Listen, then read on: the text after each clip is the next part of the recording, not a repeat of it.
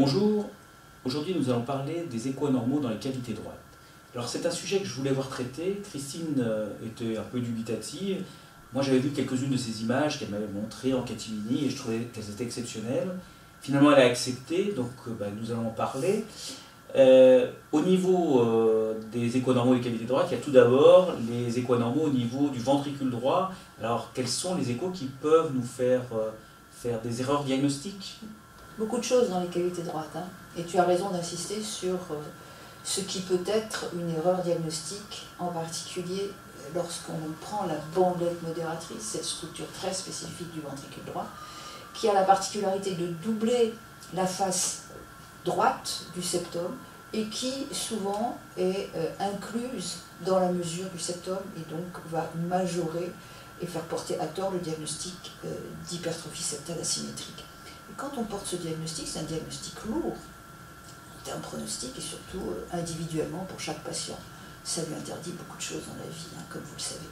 Donc là, je vais vous montrer un exemple tout à fait typique de bandelette modératrice qui double ce septum et si on n'y prend pas garde, eh bien on va mesurer une épaisseur qui sera surestimée par rapport à la réalité. D'ailleurs, vous voyez qu'en dehors de la bandelette modératrice, il y a également un faux tendon qui s'insère sur le bord gauche du septum interventriculaire.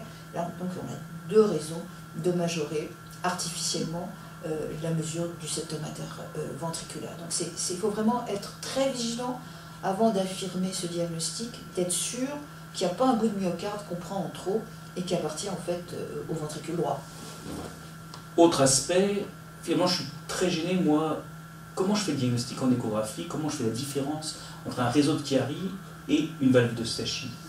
En fait c'est la même chose, les deux sont des résidus embryologiques.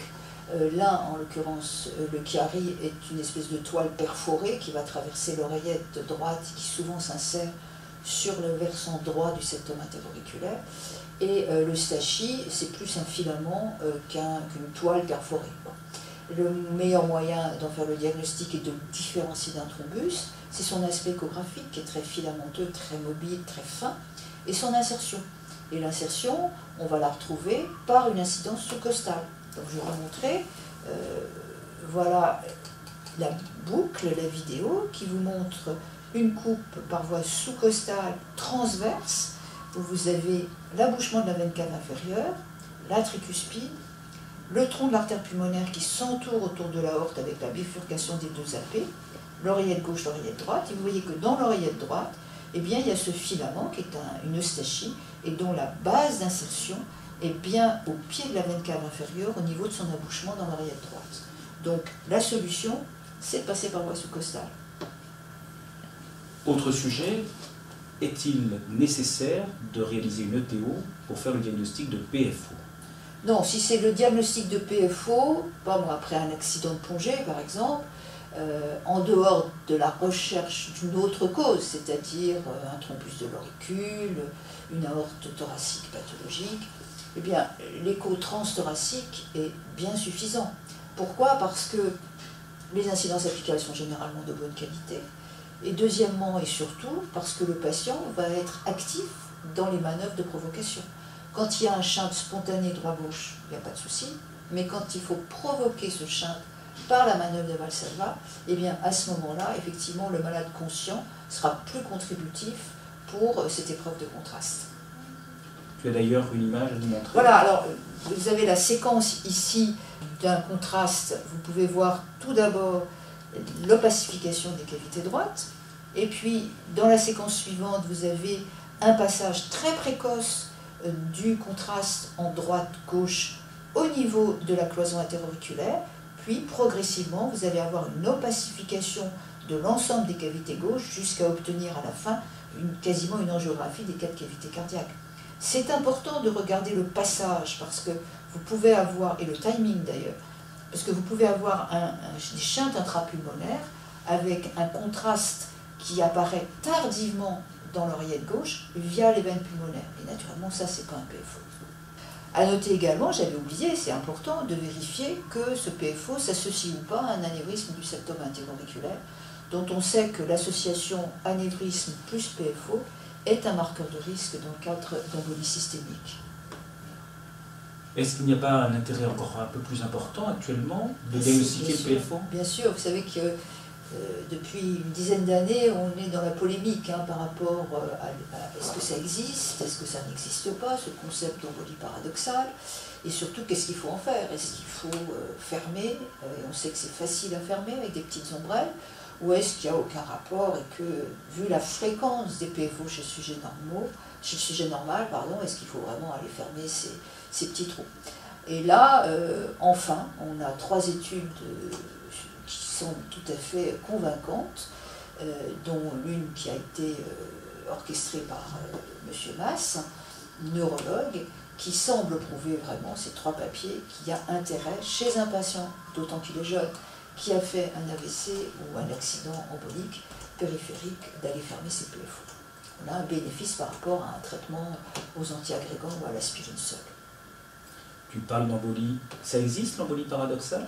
Écoutez, oui, puisqu'on en parle, je vais vous montrer un cas qui effectivement est certes tout à fait exceptionnel, mais qui montre bien que ça existe. Vous voyez, vous êtes en écho-transésophagie 4 cavités et vous avez un thrombus à cheval via un PFO qui passe de droite à gauche. Et pour la petite histoire, ce patient avait une occlusion chronique de la carotide et est arrivé en urgence pour une embolie pulmonaire.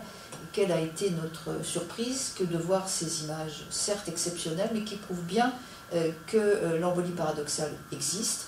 Ce malade a été opéré, il avait beaucoup de thrombus dans les 2 AP, et on a retiré tout ça, et le malade est sorti en gardant son occlusion chronique de la carotide, sans signe neurologique d'ailleurs. Alors finalement, j'ai une image anormale dans l'oreillette droite, je ne sais pas trop quoi ce que c'est.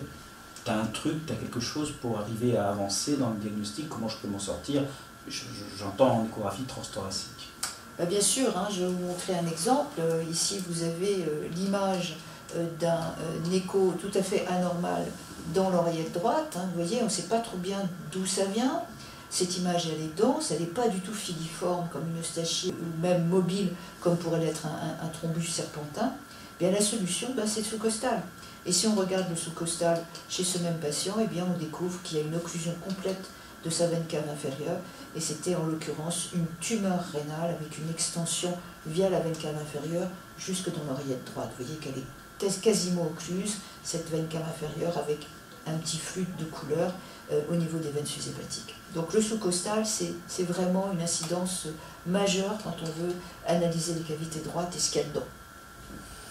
Pour finir, est-ce que tu peux nous dire 2 mots des endocardites sur sonde? Alors, diagnostic souvent difficile. Alors là, un exemple qui est caricatural, où là, on n'a pas besoin d'écho-transésophagiens pour faire le diagnostic d'endocardite sur sonde, mais malheureusement, très souvent, c'est pas aussi simple, donc il est impératif de faire une échographie transésophagienne. L'image est magnifique. Oui, mais bon, elle est exceptionnelle, c'est pour illustrer notre thématique. Mais en l'occurrence, il faut naturellement, quand c'est négatif, faire un écho transésophagienne. C'est pas si simple que ça de mettre en évidence des échos anormaux sur les sondes, parce que les sondes sont elles-mêmes assez échogènes, il peut y avoir un peu de thrombose. Mais quand le contexte est évocateur, il faut, si l'écho n'est pas contributif, il faut naturellement aller vers une autre imagerie, en l'occurrence les méthodes isotopiques. Merci Christine.